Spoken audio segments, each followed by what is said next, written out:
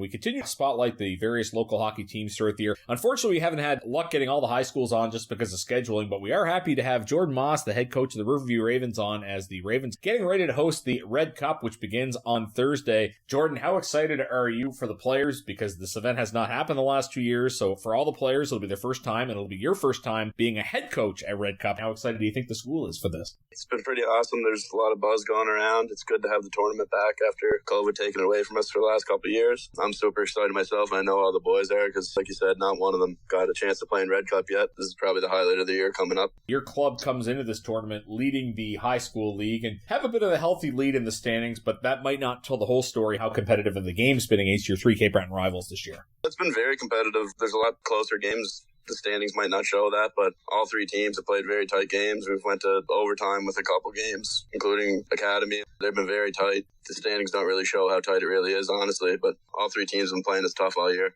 If somebody was coming out to watch the Riverview Ravens this year, who would be some key players on your team to watch? Both our goaltenders have been great all year. Players-wise, Brady McKenzie kind of leads the back end there. And then you have Royce Balcom and Gahan Rector and Luke Sampson, kind of the trio up front that have been leading the way this year. This is the final of the 4 high school tournaments in Cape Breton. You talked about COVID. Things have been off and on the last few years. Some of the other teams have had more luck putting on their tournaments, but hasn't been the case for Riverview. All the schools got to host their tournaments. How nice has it been for you and all the other coaches to have this back in place?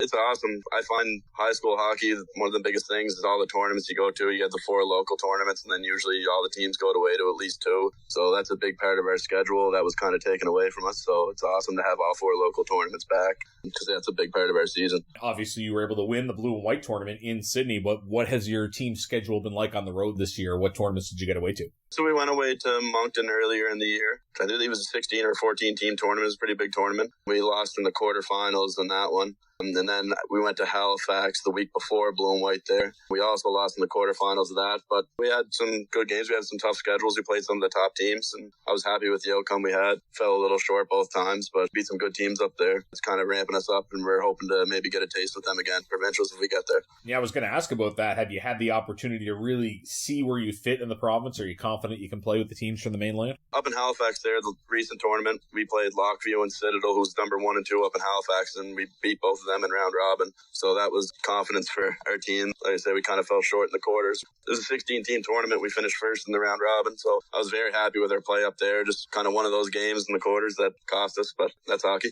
We like to pump up all the local tournaments, but there might be something a bit more special about Red Cup because it is the oldest tournament. You played in the event yourself. You know what the energy is going to be like and how much will you draw on your own experience. What will you tell the guys leading into Red Cup? Basically, to keep things simple, don't really draw too much into the crowd. I know, especially when it's your first time and you go for warm-up and you skate around and look at it, you can get a little antsy, but just got to stick to our game and keep things simple, short shifts, all that fun stuff. Just enjoy the moment through the weekend because it goes by quick and you're going to miss it once it's gone, for sure. Last year, you didn't have Red Cup, but it was start and stop as to whether that was going to happen. People might not remember where we were last year. Things were in kind of an odd place with Omicron. How excited are you that this event is going to be at the county arena? Because last year it looked like it might be a member too, but how good is it that it's in its proper place next to the school? We're very happy with that. County is definitely where it belongs, and we were pretty adamant on that as a team this year. I honestly can't thank the school admin enough this year because they really stuck their neck out for us to have it at County. I know it's a lot to have it there, but it's definitely where it belongs, and I hope everything goes well. Home opener went pretty well for us this year, so that's kind of why we're getting the chance to have it at County, and it's hopefully everything goes smoothly for the school standpoint. That way the boys can continue to have it at County because that's where it belongs for sure. Stepping away from the Red Cup, what does the average week look like for Riverview Ravens? What's your schedule like in terms of league play, practices during an average week?